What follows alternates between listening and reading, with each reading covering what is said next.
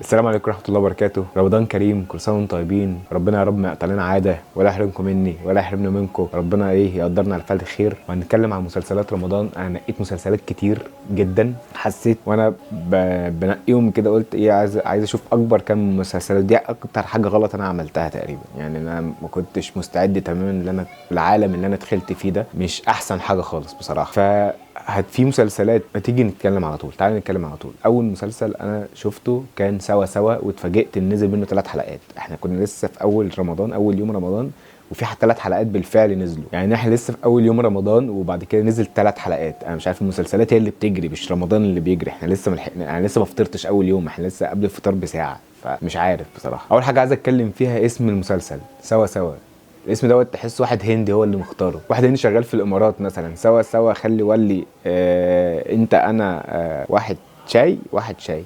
هو كده مش عارف اشمعنى، مش عارف بصراحه. ما عجبنيش اسم المسلسل خالص. اختيار اسم المسلسل كان غريب شويه، وكان على مسمعي عشان انا اشتغلت مع هنود، فانا حسيته كده فعلا. المهم المسلسل بيتكلم عن مشاكل كتير جدا. هو حاطط لك، جمع لك مشاكل كتير قوي وحطها لك في اول حلقه تقريبا، او 3 حلقات. خلينا نتكلم عن 3 حلقات اللي انا شفتهم. رامي لك مشاكل، بس في نفس الوقت تحس ان المسلسل فاضي، مليان بلوتات صغيره، بس المسلسل في نفس الوقت فاضي. ما بتحسش ان انت شبعان من كل حلقه انت دخلتها. بيقعدوا يفتحوا حاجات كتير جدا وفي الاخر ما بيقفلوهاش، بس بيوروك المشاكل اللي موجوده. المسلسل بيدور في عالم الاندر جراوند المصري، الناس اللي معاش جنيه حرفيا، وبيتحطوا تحت سيطره الناس اللي معاهم فلوس، او الناس اللي معاهم اموال، وازاي يقدروا يشتروا اي حاجه بفلوسهم دي. يعني عندنا خط هدى المفتي اللي عندها كانسر، واللي معاها احمد مالك، اللي هم الاتنين بيحبوا بعض جدا وبيحاولوا يعالجوها عن طريق ان هم يحطوا الملف بتاعها في الملفات اللي هي هتتعالج على نفقة الدولة يعني. فمن هنا بتبدأ البلوت بتاعنا الأساسية اللي في القصة، ان هدى المفتي تعبانة، وعشان هما كانوا بيتجوزوا فعملوا التحاليل فاكتشفت ان هي عندها كانسر، فبيحاولوا يلاقوا طريقة من غير فلوس عشان هم معهمش فلوس يدفعوا حرفيا العلاج بتاعها. ومن هنا بنتعرف على الدكتور الغريب جدا اللي تحسه كده سايكوباتي، وبنشوف خلفيته وهو جه منين، وامه، والمكان الغريب اللي هي عايشه فيه وكده. فاحنا عندنا برضو الخط بتاع الدكتور، وعندنا خط بتاع اخو هدى المفتي او اختها تقريبا، اللي هي بيتاجروا في الاعضاء وبيروحوا وبيتعاملوا مع الناس عن طريق الدين، وازاي بيقنعوا الناس بالدين وبالكلام الكويس عشان خاطر يبيعوا الاعضاء دي. وفي نفس الوقت بنشوفهم ازاي هم ناس قذرة جدا، وهم بدأوا عايزين يخطفوا الطفل اللي هو ممكن يكون طيب بزيادة او متأخر، فعشان خاطر كده هم بيحاولوا يستغلوا طيبته ديت عشان خاطر الاعضاء دي. فهو دوت يعتبر خطف برضه. فاحنا بنشوف تجارة اعضاء، بنشوف ناس عايزة تستغل معاها فلوس وتشتري الناس حرفيا. وصاحبي هو اللي هيتجوز البنت اللي انا بحبها عشان بس هو معاه فلوس، وابوها بيوافق عشان خاطر كده، ودول شغالين في شغلانه شمال فبياخدوا العربيه بتاعته عشان حاجات كتير جدا، حاجات كتير جدا انت متلخبط بينهم ومحطوطه في النص. في نفس الوقت تطلع مش شبعان من المسلسل دوت غير بحاجه واحده بس: تمثيل احمد مالك. يا جماعه مش هقدر في حته تانية بجد. احمد مالك هو احسن حاجه موجوده في المسلسل. ولو هنتكلم عن الغلطات اللي انا شفتها في اول 3 حلقات، هي غلطات كتير شويتين 3 بصراحه. كتير قوي تشوفهم راكبين الموتوسيكل وماشيين الصبحيه يوصلوا المكان اللي هم عايزين يروحوه بالليل، فاللي هو عدى مثلا اقل حاجه 5 6 ساعات. انت لو مسافر بلد تانية مش هتقعد كل الوقت ده. ففي برضو ركورات من دي كتير، وفي حاجات من دي كتير قوي قوي قوي موجوده. ومش هقدر اديهم عذر بتاع رمضان والدنيا زنقه. احنا دلوقتي بقينا بنصور مسلسلات من زمان جدا، وانت كمان مسلسل 15 حلقه حتى مش 30 حلقه مثلا، وهتبقى مضغوط وبتصور في قلب رمضان وكده. المسلسل المفروض خلص تصويره. فالغلطات اللي زي دي مش عارف موجوده ليه، ومش موجوده في المسلسل ده بس، موجوده في مسلسلات كتير في رمضان. ممكن نتغاضى عن الحاجات ديت في سبيل ان انا شفت شويه تمثيل حلوين وقصه شدتني عايز اشوف نهايتها ايه، بغض النظر ان هي متفرعه زياده عن اللزوم ومش قادر امسك حاجه معينه. فسوا سوا حلو وهكمله. تاني مسلسل شفته كان صحاب الارض، وده كانت بدايه حلوه جدا جدا جدا وسيئه جدا في يومي عموما. المسلسل دوت يجيب اكتئاب يا جماعه، بس حلو قوي ووصل لي قوي ولمسني بجد. انا واحد من الناس اللي مع القضيه من اول يوم، ومش ضد اللي حصل دوت، والناس اللي بتقول يا عم اللي حصل في 7 اكتوبر دوت يعني نفعنا بايه. انا ضد كل الكلام ده، انا مش شايف ان دوت صح، انا شايف ان الصح هو ده اللي حصل، والناس لازم تاخد موقف، ومش هنفضل على طول خاضعين يعني. ومع الاسف الاقتراح ده اتقال جوه المسلسل، فكره ان هو كنا مفكرين 7 اكتوبر دي هتبقى حاجه حلوه وهي جايبه عليهم الخراب. بس انا في وجهه نظري ان الناس لازم تتكلم، ان لازم يخرجوا عن صمتهم في وقت من الاوقات. الكبت الكتير في سنين كتير مش حاجه هتخلي الواحد على طول مستكين، هتيجي في لحظه وتنفجر، ممكن تتاذي من وراها، بس هو ده العلاج. وان شاء الله ان شاء الله هنشوفهم منتصرين قريب جدا ان شاء الله. قصه المسلسل بتحكي عن مجموعه طبيه جايه من مصر، فيها اطباء عشان يروحوا ينقذوا حياه الناس اللي في فلسطين. وبنشوف اياد نصار اللي هو طالع بدور فلسطيني وقاعد هناك وبيحصل قصف وبيلحقوا قريبه الوحيد اللي نجا من البيت كله. هي دي قصة المسلسل. في أول حلقة بنشوف كده، وفي آخر حلقة خالص بيتم قصف المستشفى اللي فيها منى شلبي واللي بتنقذ فيها الأطفال. المسلسل بصراحة أنا شايفه ممكن يبقى أهم مسلسل موجود حاليا، واتمنى يكمل على المستوى اللي احنا شفناه في الحلقه الاولى، عشان خاطر انا مع بيتر ميمي مفيش بينا عمار قوي بامانه، والحاجات اللي بيعملها ساعات بتخيش في النص. بس اتمنى من كل قلبي ان المسلسل دوت هو اللي يطلع حلو، وهو اللي يكمل بنفس المستوى اللي كان بادئ بيه لحد اخر حلقه. عشان اهميه المسلسل دوت مش بس رمضان او موسم رمضان، لا، المسلسل دوت بالنسبه لي تاريخ للي بيحصل حاليا في فلسطين. هو مش شرط يكون بينقل لنا الواقع 100%، عشان مليون في المية الواقع أسوأ بكتير من اللي احنا شفناه.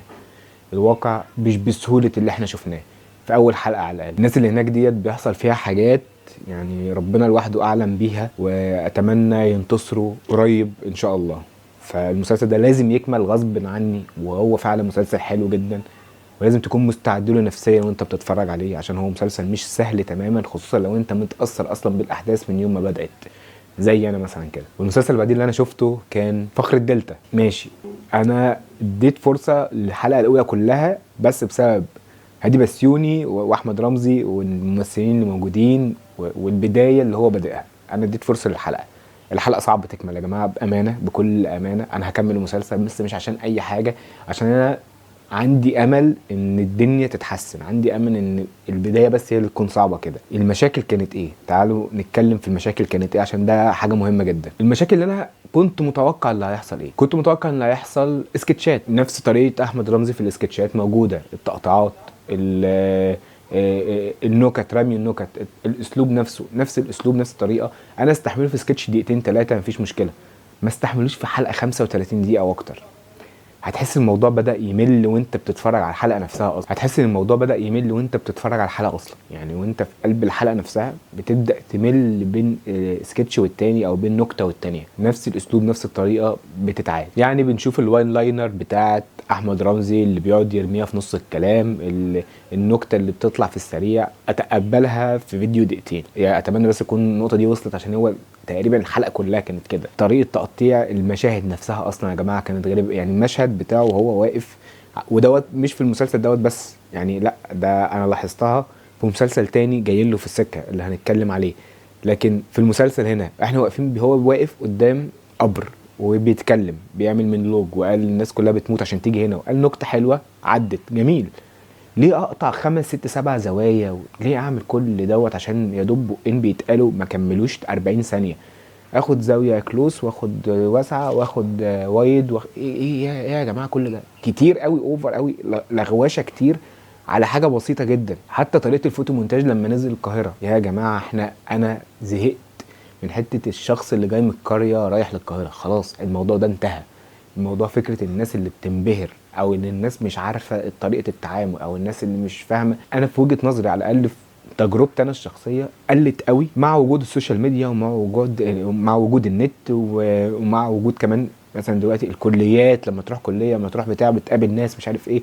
قلت قوي حته اللي مش بس الانبهار، حته اللي انت ما تكونش متكيف. ممكن افهمها في الزحمه، ممكن افهمها في كده، بس الدنيا كلها بقت زحمه. انا لما سافرت مثلا الامارات، كان كالتشر غريب عليا، لكن انت بتعرف من الناس اللي عايشه هناك مين. طب بتحاول تشوف الجنسيات، بتعمل سيرش كده سريع لنفسك عشان تكون رايح هناك مش مخضوض حتى. يعني انت بتعمل اي حاجه، اما ما بتروحش ابيض. مفيش حد بيروح مكان جديد ابيض، اكيد يعني انا لو نازل انا دلوقتي مثلا قاعد في طنطا، انا لو رايح القاهره في صلاح سالم، لا انا هبص على الخريطه واشوف صلاح سالم واجيب بقى شكل الشوارع عامل ازاي، طب وهو ده المكان اللي انا المفروض اروحه، طب اركب ايه واروح فين قبل ما اروح اصلا اكون مجهز نفسي.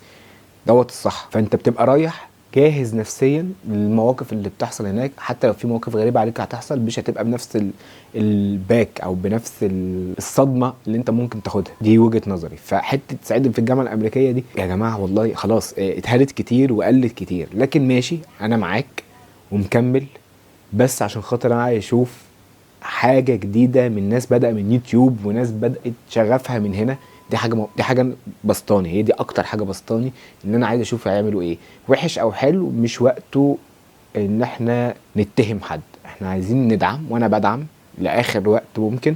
ما عجبتنيش الحلقه، ما عجبتنيش الحلقه وانا مش هقدر اكذب، بس عايز اشوف اللي جاي ايه. المسلسل التاني اللي انا قلت فيه نفس المشكله بتاعه القطعات او بتاعه المونتاج او بتاعه طريقه التصوير هو مسلسل فن الحرب. مسلسل لو كان شالوا منه اسلوب التصوير واسلوب القطات واسلوب الفاست موشن والسلو موشن، كان الحلقه الاولى كانت تبقى حلقه بالنسبه لي حلقه بيرفكت. حلقه اولى سيت اب محترم، انت عندك شخصيه فيها واخده من ناو يو سي مي، واخده من لعبه شيطان بتاع يوسف الشريف نفسه اللي بيقدم لنا هنا شخصيه ممكن نقول فيها برضو ألاعيب وكده. فانت عامل لنا شخصيه فيها إليمنت وبتجمع مجموعه من الناس لسبب معين، عامل شله كده، جبت والله انت واحد بتفهم في الكمبيوتر، انت واحد حرامي، انت واحده بتعرفي تزوري كويس، جمعتهم مع بعضين عشان خاطر انتوا كلكم اتضريتوا من شركه معينه وعايزين تاخدوا حقكم. جميل، ده كلام يحترم ومفيش اي حد يعرف يختلف عليه، محدش يختلف على الكلام اللي حصل ده. ليه ابوظ ده بطريقه التصوير؟ ليه كل شويه انا جالي صداع اقسم بالله وانا بتفرج، انا جالي صداع يا جماعه. كل شويه زوم، مفيش مشهد واقف، مفيش مشهد ثابت، مشهد على طول زوم، مشهد زوم، بيروح على دي زوم، بيروح على دي زوم، بيروح على ده زوم. ايه يا جماعه في ايه؟ او بنات او حركه الكاميرا او ايه؟ مش كده، مش احنا مش في تيك توك، احنا مش في تيك توك هنا وكل شويه جن هن هو. ايه يا جماعه، ايه يا جماعه انتوا بتصوروا ايه؟ انتوا بتصوروا مسلسل لتيك توك مش مسلسل للتلفزيون. انا والله العظيم ثلاثة ما بهزر وانا بتفرج، انا عيني زغللت اكتر من مره بسبب الزومات الكتير جدا. الحلقه كلها زوم، وفي اي حته بقى واخد كلوز اب بتعمل زوم، واخد ميديم شوت بتعمل زوم، واخد امورس بتعمل زوم، واخد وايت شوت بتعمل زوم، اي منظر في الدنيا بتعمل زوم او كاميرا موف او مش كده، مش كده والله العظيم ما كده. الحلقه كلها كده انت نفسك هتتعب. وتاني حاجه تعبتني زياده الموسيقى، لا عاليه جدا، الموسيقى عاليه جدا، اللي هو يعني انت بتصدع من الموسيقى ومن طريقه التصوير. فانت هتتفرج ازاي؟ انا الحلقه وقفتها حوالي 3 4 مرات، رخمه قوي رخمه قوي، دي ارخم حاجه. الحلقه نفسها لو ما كانش ده موجود كان هتبقى بالنسبه لي حلقه 10 من 10. حلقه كويسه فعلا، عملت سيت اب حلو، وريتني العالم، وريتني الاسباب اللي هو بيجمع عليها الناس، وريتني كل حاجه كويس جميل، بنيت العالم بطريقه حلوه. بوظته بتصويرك، بوظته بالموسيقى بتاعتك، ودي حاجه تخليني انا كمشاهد ممكن حتى لو القصه حلوه تفصلني عن المشاهده، عشان انا قاعد مركز معاك. يعني انا لو بشغله على التلفزيون مثلا وقاعد بعمل حاجه، بناكل، بنفطر، بشرب حاجه، بنتكلم، ماسك تليفون، ماشي ممكن يعدي. اما انا قاعد لك، انا كواحد عايز اطلع اتكلم عن المسلسل ده، انا قاعد لك وباصص لك وحاطط سماعات، ليه تتعبني بالمنظر ده؟ انا مش عارف. بس كحلقه كاستراكشر حلقه مبني حلو، مبني حلو، ورتني كل حاجه في الحلقه الاولى ومستنيين اللي هيحصل الحلقه الثانيه والخدعه اللي هيعملوها ايه والكلام دوت. مفيش اي مشكله بجد، حلقه كويسه. بعد كده شفت مناعه، ومسلسل مناعه بيحكي عن طبعا مناعه اللي هي بتاعه المخدرات اللي سامح سند عمل عليها حلقه. انا شفت الحلقه بتاعت سامح سند وانا عارف القصه من هنا، فعندي يعني بجد انترست جدا ان انا اشوف المسلسل ده. حاجه حلوه، والبطنيه والمخدرات والعالم بتاع البطنيه بغض النظر ان هو تقريبا نفس اللوكيشن بتاع ابراهيم الابيض، وناس كتير علقت على الموضوع دوت وعندهم حق بنسبه كبيره. بس انا ضد، يعني انا مش مهم، عادي يا عم، ابراهيم الابيض مش مسلسل، مش فيلم وحش عشان خاطر انا اقول عليه انتوا بتعملوا ايه. لا تمام كمل. وانا شفت اول حلقه برضو عمل سيت اب، يعني ما حسيتش ليها لازمه قوي بدايه المسلسل بالذات لما هي كانت بتتولد وابوها وسماها ايه. يمكن نستعملها في الحلقات اللي قدام، الله اعلم. لكن في الحلقه الاولى احنا ما استعملناش ده، احنا عملنا كده ابيض واسود قط، هي كبيره ومتجوزه ومخلفه وبتحب جوزها وجوزها بيحبها والدنيا زبادي خلاط، وفي اخر الحلقه جوزها بيموت. من هنا المفروض تبدا قصتها، هي قال لها خدي الشنطه دي وديها للمعلم الفلاني، من هنا المفروض قصه مناعه تبتدي. او بقى قصه اللي هي تبدا في الاول واحده واحده تبيع خضار ومش عارف ايه عشان عايزه الموضوع بالحلال، وبعد كده تدخل في القصه زي ما احنا عارفين من سامح سند. فانا الاداء التمثيلي حلو، الاستاتيك العموم بتاع الحي او البطنيه اللي هم عاملينه دوت حلو جدا، عاجبني. مفيش كلام كتير يتقال على الحلقه الاولى، هو بس وصلنا للنهايه ان هي ممكن تدخل الطريق ده، فبرضه كانت استبلش حلو جدا للمسلسل. عجبتني الحلقه الاولى بصراحه، وما فيهاش المشاكل بتاعه المونتاج الغريبه ديت والموسيقى العجيبه دي، لا يعني كانت حلقه عاديه، حلقه طبيعيه، حلقه مسلسل طبيعي. نيجي على المسلسلين اللي انا خلاص يعني شفت اول حلقه من هنا واول حلقه من هنا وقررت، هم مش اتنين، هم تلاته، فهنتكلم عليهم ورا بعض كده. اول واحد الكينج، مش عارف يعني والله العظيم ثلاثه ما عارف ليه. محمد امام كالعاده، تاني كالعاده بيقلد روماني منير وهو بيقلد عادل امام، بس هو ده اللي انا شايفه قدامي، حركات عادل امام، طريقه عادل امام، ومحدش يقدر يخرج محمد امام من اسلوب عادل امام. خلاص يا جماعه الموضوع دوت انتهى، ما عنديش مشكله، هتقبله، بس اديني قصه، بس قول لي حاجه جديده. ايه الراجل الشهم الجدع اللي بيمسك الناس يضربها واللي بيقف مع صاحبه والجامد قوي واللي بيحب البنت الشعبيه اللي في الشارع واللي بيلعب بوكس، طبعا لازم يلعب بوكس. وايه خلاص يا جماعه، خلاص هو وعلي كلاي اللي انا جاي له في السكه بعديه ده، ما كفايه بوكس بقى، وبطل عالم بوكس بدوت بوكس وعلي كلاي بوكس هو في ايه يا جدعان؟ واللي ما بيلعبش بوكس دلوقتي يبقى مش فاهم انت لازم تلعب بوكس يعني عشان خاطر تبقى راجل؟ ايه يعني مش كده والله العظيم، ثلاثه من اسلوب.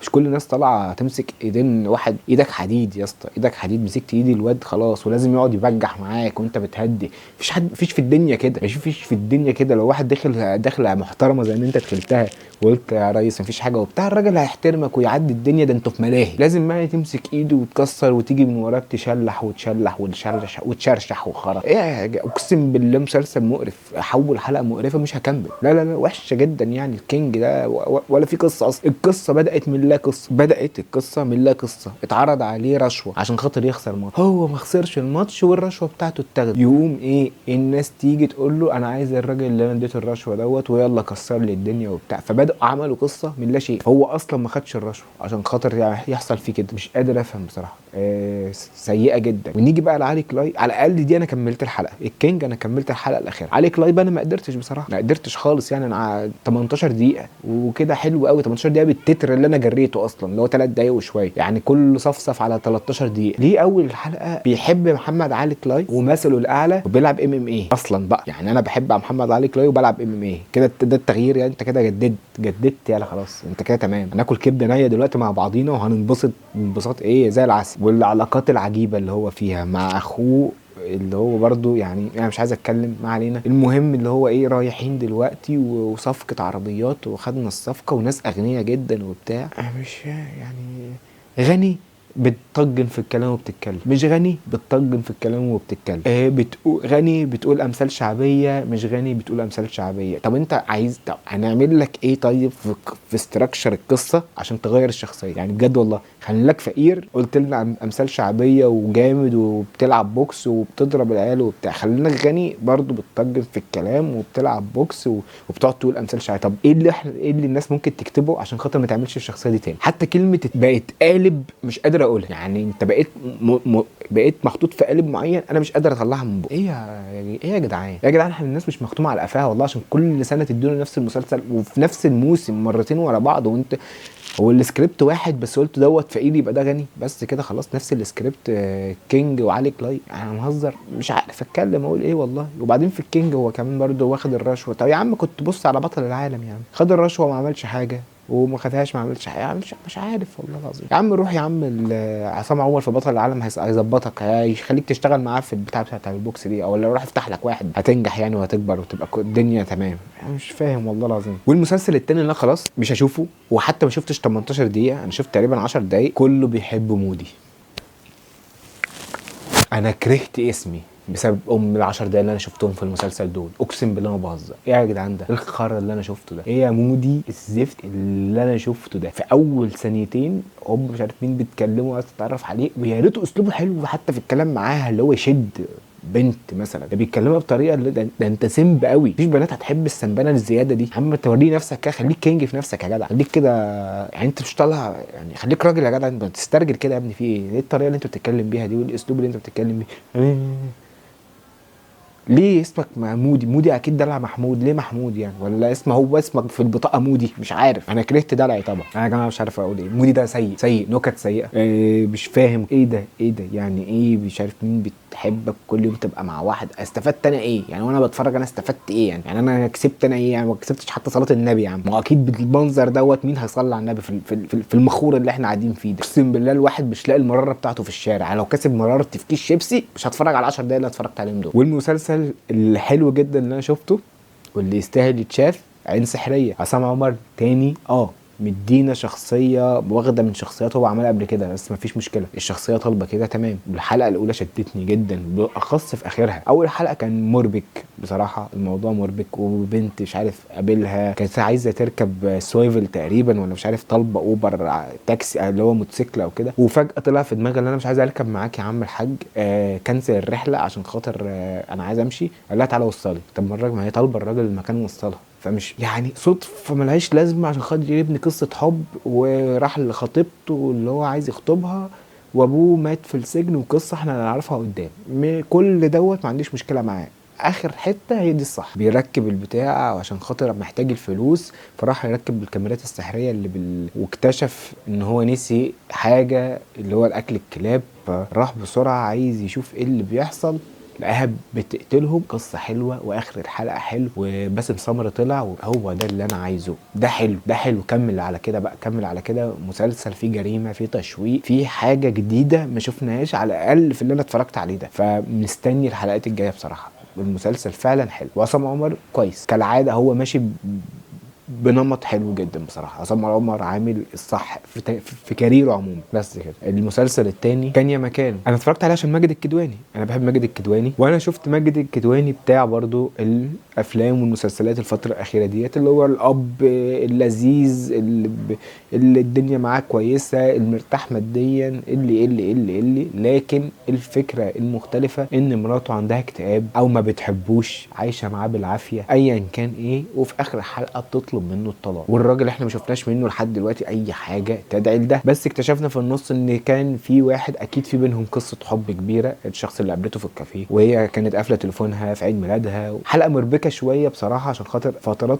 طويله جدا بنشوفها وهي بس مكتئبه وقاعده على البحر. فانا فاهم انت عايز توصل لايه، بس انت طولت زياده عن اللزوم. وكنا بننقل شفتات غريبه جدا من اتنين بيجهزوا بيدوروا على هدايا ومش عارف ايه وبتاع، لهوب شبت واحده مكتئبه قاعده على البحر احاسسها دقيقتين وتقطع شرايينها. فالارباك كان جاي من هنا. لكن القصه انترستنج. انا عايز اعرف الراجل دوت عمل لها ايه، ولو ما عملهاش حاجه هي ليه كده، وهل هم عايزين يتكلموا على اكتئاب معين او على مرض نفسي معين زي ما عاملين في مسلسلات كتير قبل كده وفي المواسم اللي فاتت. فانا احب اشوف دوت بصراحه. انا مهتم بالحته بتاعت المرض النفسي وازاي بيتقدم دلوقتي في التلفزيون. فانا عايز اتفرج على المسلسل دوت، شكله هيبقى مسلسل حلو. واخر مسلسل ولحد دلوقتي بالنسبه لي المسلسل الكوميدي الوحيد هي كيمياء. يا جماعه مشين ميلاد ومصطفى غريب خلاص يعني بجد يا جماعه والله مشين ميلاد ومصطفى غريب بجد الكوميديا عندهم سلسه جدا، تطلع سهله ومش مش بتحزق فيها عشان تطلع النكته، والدنيا لذيذه وكده وسلسه وحلو. اتبسطت جدا وانا بتفرج عليها بصراحه. اتبسطت جدا فوق يعني. انا بتفرج على اول حلقه والحاجه اللي اتعادت كتير وشفناها في افلام كتير، اللي هو بيطلع لك حد في العيله فجاه بيبقى شخص خطير جدا، يا بقى بتاع تاجر مخدرات يا بتاع سلاح يا بتاع. شفناها مع هشام ماجد وشيكو كتير، عملوها اكتر من مره يعني. تسليم اهالي، ابن الحاج احمد، اكس مراتي، الثلاث افلام دول فيهم نفس التروب، نفس الفكره، نفس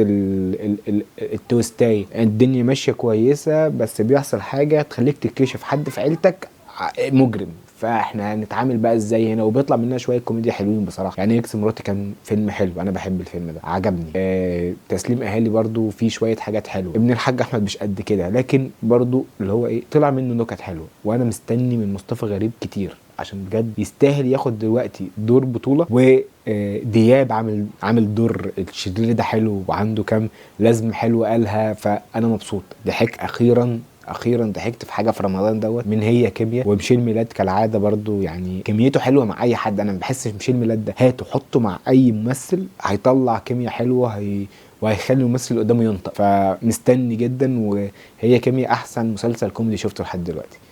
بس كده، ده كل اللي عندي. والمداح هيبقى ليه فيديو لوحده، عشان المداح ده بقى قصه طويله وموال، والناس بتطلع بنظريات، والناس مش هينفع بقى ايه في وسط الفيديوهات اللي هي فيها اكتر من مسلسل دي. وسلام. بس كده، اعملوا سبسكرايب واعملوا لايك والحاجات الحلوه دي كلها، وسلام.